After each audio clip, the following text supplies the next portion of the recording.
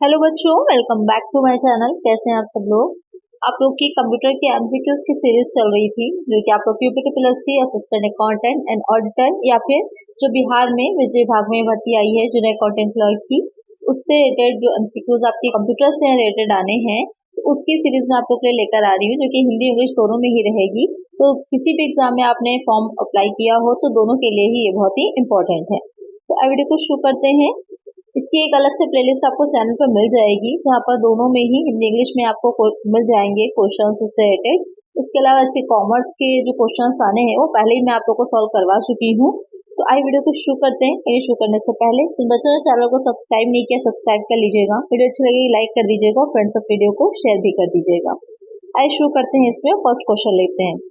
The size of a word in computer is. Computer में एक शब्द का आकार होता है, यानी क्वेश्चन क्या कह रहा है कि जो कंप्यूटर होता है उसमें एक जो शब्द होता है उसका साइज क्या होता है। Varies with in the same computer, एक ही कंप्यूटर भिन्न होता है। फिक्स्ड इन एवरी केस, हर मामले में निश्चित होता है। Fixed in a computer but varies among different computers, एक कंप्यूटर में निश्चित है लेकिन विभिन्न कंप्यूटर के बीच भिन्न होता है। फिर नन ऑफ दिस में से कोई नहीं रहेगा।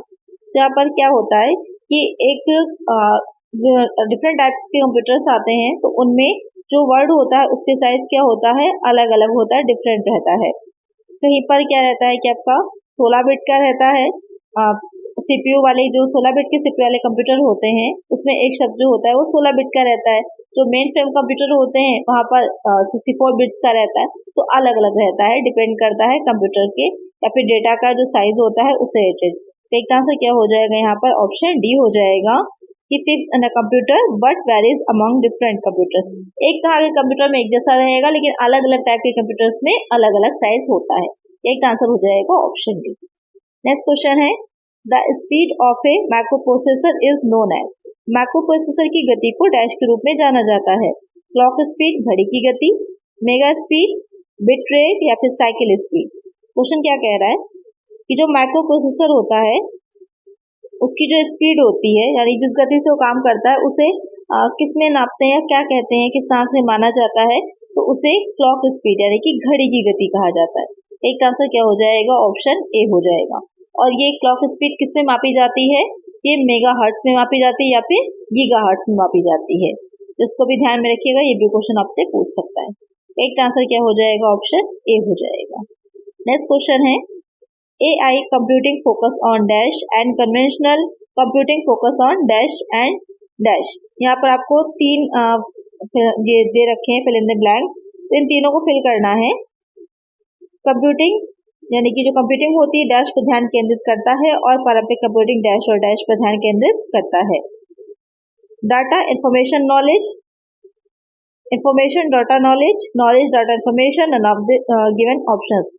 यानी कि यहाँ पर वही 3 पॉइंट्स दे रखे हैं, डेटा, इंफॉर्मेशन और नॉलेज। कहाँ पर कौन सा फिट होगा आपको उसके अकॉर्डिंग आंसर देना है।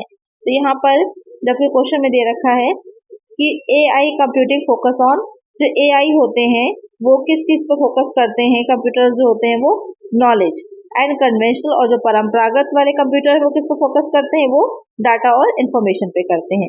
तो जो AI आज के टाइम में, क्योंकि AI का आर्टिफिशियल इंटेलिजेंस का बहुत ज्यादा चलन है, तो वो कंप्यूटर होते हैं वो नॉलेज पर, ज्ञान पर ज्यादा फोकस करते हैं। जबकि जो कन्वेंशन यानी कि पुराने के टाइम के जो पारंपरिक कंप्यूटर आप यूज कर रहे हैं वो डेटा और सूचना पर ही ध्यान केंद्रित करते हैं। तो कई का आंसर क्या हो जाएगा, ऑप्शन सी हो जाएगा। जैसे कि AI का यूज अगर आप करते हैं या आपने किया है तो आपने देखा होगा कि जानकारी, बहुत ज्ञान या जानकारी की चीजें होती है, उसमें आपको बहुत कुछ जानने को मिलता है। लेकिन जो आपका ट्रेडिशनल कंप्यूटर है उसमें सिर्फ आप इंफॉर्मेशन को इनपुट करते हैं, और वो इंफॉर्मेशन या डेटा कह सकते हैं। इंफॉर्मेशन तो तब आती है जब आप डेटा को, उसमें जो कच्चे सामग्री से कहा जाता है एक तरह से, उसको इनपुट करते हैं, उसको प्रोसेस होने के बाद वो आपको जो रूप में मिलती है उसको इंफॉर्मेशन या फिर सूचना कहा जाता है। बहुत कुछ आप पर डिपेंड होता है कि आप किस तरह से उसमें चीजें इनपुट कर रहे हैं। लेकिन जो AI है आज के टाइम में, एक आर्टिफिशियल इंटेलिजेंस, वो कृत्रिम बुद्धि मानी जा रही है, जिसमें कि बहुत सी चीजें हमको जानकारी या नॉलेज मिल जाती है। तो एक आंसर हो जाएगा ऑप्शन सी। नेक्स्ट क्वेश्चन है, Which among the following option is not true with regard to NLP? NLP के संबंध में निम्नलिखित में से कौन सा विकल्प सही नहीं है। आपको बताना है जो NLP होती है उससे रिलेटेड क्या इसमें से जो आपके 4 ऑप्शन दे रखे हैं वो कौन सा इनकरेक्ट है, क्योंकि ये पूछा है क्या सही नहीं, क्या ट्रू नहीं है, तो जो गलत होगा या फॉल्स होगा वही आपका आंसर हो जाएगा। तो पहले तो क्वेश्चन ये आ जाता है एनएलपी होता क्या है। तो एनएलपी की फुल फॉर्म की अगर हम बात करें तो हो जाता है नेचुरल लैंग्वेज प्रोसेसिंग, ये हो जाती है एनएलपी की फुल फॉर्म। तो इसको भी ध्यान में रखिएगा, एग्जाम में आपसे पूछ सकता है कि इसकी फुल फॉर्म क्या हो जाएगी। अब ऑप्शंस को देखते हैं। पहला ऑप्शन क्या कहा है, एनएलपी इज प्रेडिक्टेबल, एनएलपी प्रत्याशित है। एनएलपी में रिक्वायर मोर की स्ट्रोक्स, एनएलपी को अधिक की स्ट्रोक्स की आवश्यकता हो सकती है। It is very time efficient, ये बहुत समय कुशल है। NLP helps computers to communicate with humans in their language, NLP जो है वो कंप्यूटरों को उनकी भाषाओं में मनुष्य के साथ संवाद करने में सहायता करती है। यहाँ पर ये जो चार ऑप्शन दे रखे हैं इसमें से कौन सा सही नहीं है, तो यहाँ पर एनएलपी जो है क्या हो जाएगी, एक नेचुरल लैंग्वेज प्रोसेसिंग होती है, जो कि मेनली आपका जो आर्टिफिशियल इंटेलिजेंस है यानी कि जो एआई है उसका एक हिस्सा होती है, आर्टिफिशियल इंटेलिजेंस का एक हिस्सा है। ये क्या करती है कि इस टेक्निक का यूज जो किया जाता है मशीनें जो होती हैं उनके द्वारा, मशीनी लैंग्वेज के द्वारा मानव की यानी कि ह्यूमंस की लैंग्वेज को समझने, अंडरस्टैंड करने, उनको एनालिसिस करने के लिए उसमें आवश्यकता अनुसार उसको कह सकते हैं कि व्याख्या करना, उसको डिटेल में समझाना, इसके लिए यूज की जाती है। तो इनडायरेक्टली हम ये कह सकते हैं कि मनुष्यों के साथ उनकी भाषा में बातचीत करने के लिए, कम्युनिकेट करने के लिए इसका यूज किया जा सकता है। तो यहाँ पर जो आपके ऑप्शंस दे रखे हैं, तो एनएलपी इज प्रेडिक्टेबल, ये प्रत्याशित है, ये गलत हो जाएगा, ये प्रेडिक्टेबल नहीं होती है। तो यही आपका आंसर गलत है, यही आंसर मतलब करेक्ट हो जाएगा, क्योंकि आपने ये पूछा था कि क्या ट्रू नहीं है। बाकी ये तीनों पॉइंट्स करेक्ट हो जाएंगे। करेक्ट आंसर है यहाँ पर ऑप्शन ए। चलिए नेक्स्ट क्वेश्चन है, extremely large data sets that could when analyzed reveal useful information and pattern are called। अत्यंत बड़े डेटा सेट जो होते हैं, जो विश्लेषण किए जाने पर उपयोगी जानकारी प्रकट कर सकते हैं और पैटर्न कहे जाते हैं। Raw data, big data, fast data, confidential data. तो यानी कि डेटा के जो बड़े सेट्स होते हैं जो कि विश्लेषण किया जाएगा जब उनका, तो वो काफी जानकारी या यूजफुल नॉलेज जो होती है वो देते हैं। तो ऐसे पैटर्न क्या कहे जाते हैं, उनको बिग डेटा कहा जाता है। नाम से क्लियर हो रहा है यहाँ पर, okay, large set of data की बात की जा रही थी। सही आंसर क्या हो जाएगा, ऑप्शन बी हो जाएगा। नेक्स्ट क्वेश्चन है, who among the following is the originator of binary logic and arithmetic in computer programming. निम्नलिखित में से कौन कंप्यूटर प्रोग्रामिंग में बाइनरी लॉजिक और अरिथमेटिक के प्रवर्तक हैं। आपको बताना है जो बाइनरी लॉजिक है या फिर जो अरिथमेटिक है उसका को ओरिजिनेट या प्रवर्तन किसने किया था।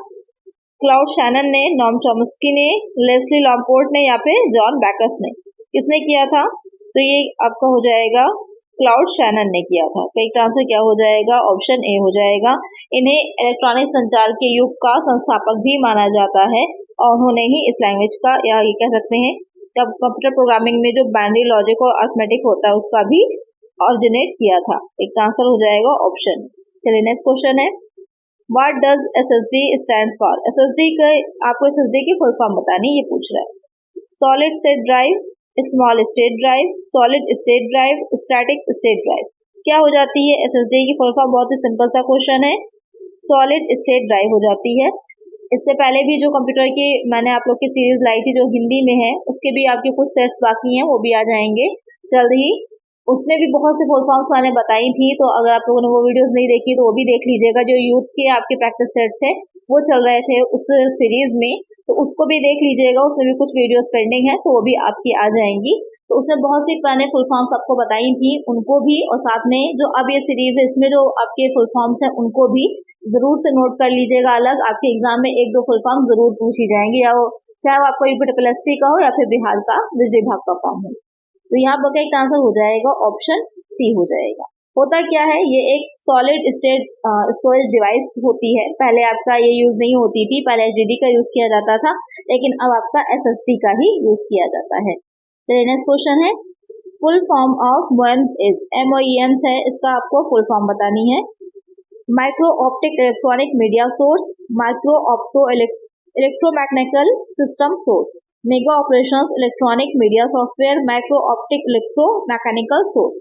तो इसकी फुल फॉर्म क्या है, ये आपसे क्वेश्चन पूछ रहा है। तो सभी बच्चे इसकी फुल फॉर्म मुझे कमेंट करेंगे, ये आपका होमवर्क क्वेश्चन है। आप लोग वीडियोस देखते हैं लेकिन कमेंट नहीं करते हैं। जब भी क्वेश्चन मैं पूछा करूँ उसको कमेंट जरूर करिए उसका आंसर। तो इसकी फुल फॉर्म क्या है आप लोग मुझे कमेंट करिएगा। क्योंकि जब आप लोग किसी बुक्स में देखिए या फिर आप गूगल पे सर्च करिए तो वहाँ पर इसके साथ साथ और भी बहुत सी चीजें इससे रिलेटेड वहाँ पर ओपन होती है, तो उसको भी देखिएगा। तो वहाँ पर ये रहता है कि आपकी इन्फॉर्मेशन बढ़ती है थोड़ा सा, सिर्फ फुल फॉर्म ही नहीं, आप उसके बारे में भी काफी जानकारी दे रखी होगी, तो आपकी नॉलेज भी इंक्रीज होती है। वहीं से कोई भी क्वेश्चन आपका आ सकता है एग्जाम में, तो इसका आंसर आप लोग मुझे कमेंट करिएगा। चलिए नेक्स्ट क्वेश्चन है, which of the following is not a valid menu items in MS Word 2016? निम्नलिखित में से कौन सा MS Word 2016 में एक मान्य मेनू आइटम नहीं है? View, mailings, home, data. यानी कि जो MS Word सॉफ्टवेयर का यूज किया जाता है वहां पर जो मेनू होता है उसमें जो आइटम्स दे रखे होते हैं, कौन सा इसमें से नहीं होगा? तो यहाँ पर व्यू भी होता है, मेलिंग्स भी होता है, होम भी होता है, क्या नहीं होता? डेटा नहीं होता है। एक तरह से क्या हो जाएगा? ऑप्शन डी हो जाएगा। चलिए नेक्स्ट क्वेश्चन है, the feature that fills up forms etc automatically with preset value is called? पूर्व निर्धारित मानों के साथ स्वचालित रूप से फॉर्म आदि भरने वाली सुविधा को कहा जाता है? Autofill, instant fill, filler, fill up. तो यहाँ पर क्वेश्चन में जो आपसे कह रहा है कि जो प्रीसेट वैल्यूज होती हैं, पूर्व निर्धारित मान होते हैं, उनके साथ उनका यूज करके जो ऑटोफिल हो जाता है फॉर्म, उसको भरने की जो ये फैसिलिटी होती है, उस फैसिलिटी को क्या कहते हैं? तो आपकी ऑटोफिल कहलाती है। एक तरह से क्या हो जाएगा? ऑप्शन ए हो जाएगा।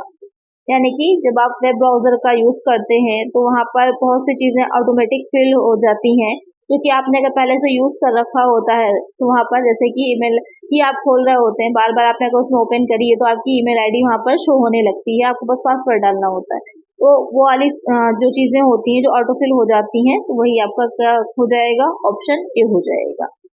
चलिए नेक्स्ट क्वेश्चन है, Which among the following is a sans serif font? निम्नलिखित में से कौन सा फॉन्ट sans serif है? All of these, Arial, Courier, Times। क्या हो जाएगा? जो फॉन्ट है sans serif का हो जाता है आपका Arial। एक आंसर क्या हो जाएगा? ऑप्शन बी हो जाएगा। इसके अलावा और कौन से आते हैं? इसमें और आ जाता है आपका जिनेवा भी आ जाता है, अवंत भी आ जाता है, अलग अलग तरह के फॉन्ट होते हैं। चलिए नेक्स्ट क्वेश्चन है, इन MS Excel 2016 a window can be split into two parts by which of the following options? यहाँ पर क्वेश्चन कह रहा है कि कौन सा विकल्प है जिसके द्वारा इसका यूज करके आप विंडो को दो भागों में बांट सकते हैं? किसमें? MS Excel का जब आप यूज कर रहे होते हैं तो आप विंडो को आपको दो पार्ट में डिवाइड करना है, तो कौन सा विकल्प के थ्रू आप वहां तक पहुंचेंगे? Format window, developer window split, view window split या फिर पेज लेआउट स्प्लिट।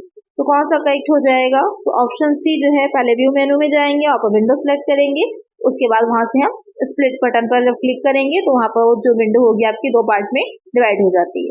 एक आंसर क्या हो जाएगा? Option C. अगर आपने प्रैक्टिकली MS Word का या फिर जो पावर पॉइंट है, एक्सेल है, मोस्टली क्वेश्चन आपके MS Word और एक्सेल से ही क्वेश्चन ज्यादा पूछे जा रहे हैं, तो उनके बारे में अच्छे से पढ़ लीजिएगा। और अगर आपके पास हो या आपको सुविधा हो तो थोड़ा सा उसके देख भी लीजिएगा कि जो मेन्यू है उसमें कौन कौन से कहाँ पर क्या क्या चीजें आ रखी हैं, क्वेश्चन उससे रिलेटेड भी पूछता है। चलिए नेक्स्ट क्वेश्चन लेते हैं, What does BCC denote while sending an email? Email भेजते समय BCC क्या दर्शाता है? यानी कि BCC के फुल फॉर्म पूछा है। Blind common copy, blind complete copy, blind communication copy या फिर ब्लाइंड कार्बन कॉपी। तो BCC क्या होता है? तो BCC जो होता है वो ब्लाइंड कार्बन कॉपी होता है, यानी कि करेक्ट आंसर हो जाएगा ऑप्शन डी। इसमें होता क्या है कि जिसमें आप ईमेल कर रहे होते हैं तो सेंडर के साथ साथ कई लोगों को भी आप मेल सेंड करते हैं, तो वहां पर आप छुपाना चाह रहे हैं कि वहाँ उन लोगों से कि आपने किसी और को भी ये चीज भेजी है, तो आप उस चीज को छुपाना चाह रहे हैं। यानी कि एक साथ आप कई लोगों को उस मेल को भेज रहे हैं, लेकिन आप छुपाना चाहते हैं कि आपने दूसरों को भी वो मेल भेजी है, तब इसका यूज आप कर सकते हैं। यहाँ पर इसका उपयोग करने से क्या रहता है कि ये चीज हाइड हो जाती है कि किसी और को भी ईमेल भेजी गई है, तो वही ब्लाइंड कार्बन कॉपी हो जाता है। एक आंसर हो जाएगा ऑप्शन डी। नेक्स्ट क्वेश्चन है, which of the following types of operating system is non interactive? इनके में से कौन सा ऑपरेटिंग सिस्टम नॉन इंटरैक्टिव है? Multitasking operating system, multi user operating system, batch processing operating system, multi programming operating system. इसमें से कौन सा ऑपरेटिंग सिस्टम नॉन इंटरैक्टिव है? कौन सा हो जाएगा? तो हो जाता है आपका option C, batch processing operating system जो है वो क्या हो जाएगा? नॉन इंटरैक्टिव है। यानी कि एक ऑपरेटर है जो समान आवश्यकता वाले समान कार्य करता है, और मतलब एक ही जैसे काम करता है, वो बैचों को सामूहिक करता है और किसी चीजों के या फिर अलग कंप्यूटर के साथ इंटरैक्ट नहीं करता है। यानी कि इसका मतलब कहने का ये है कि बैच प्रोसेसिंग ऑपरेटिंग सिस्टम जो होते हैं वो सीधे कंप्यूटर से इंटरेक्ट नहीं करते हैं। तो यहाँ पर एक आंसर क्या हो जाएगा, ऑप्शन सी हो जाएगा। चलिए नेक्स्ट क्वेश्चन है, which one of the following statements is correct about a computer. Computer के बारे में निम्नलिखित में से कौन सा कथन सही है। A computer is composed of only software. Computer केवल सॉफ्टवेयर से बना होता है। A computer can organise all information on its own. Computer स्वयं भारी जानकारी व्यवस्थित कर सकता है। A computer is compose of only hardware. Computer केवल हार्डवेयर से बना होता है। या फिर an electronic device that stores, retrieves and process data. ये एक इलेक्ट्रॉनिक उपकरण है जो डेटा को संग्रहित, पुनः प्राप्त और संसाधित करता है। क्वेश्चन क्या कह रहा है कि कंप्यूटर जो होता है उसके बारे में कौन सा इसमें से एक कथन ऐसा है जो सही होगा। चार ऑप्शन दे रखे, कोई एक ऑप्शन है इसमें करेक्ट है, आपको ये बताना है कौन सा वो करेक्ट है। पहला क्या है, कंप्यूटर केवल सॉफ्टवेयर से बना होता है, गलत है। हार्डवेयर भी बहुत इंपॉर्टेंट है, बिना हार्डवेयर के सॉफ्टवेयर काम ही नहीं करेगा।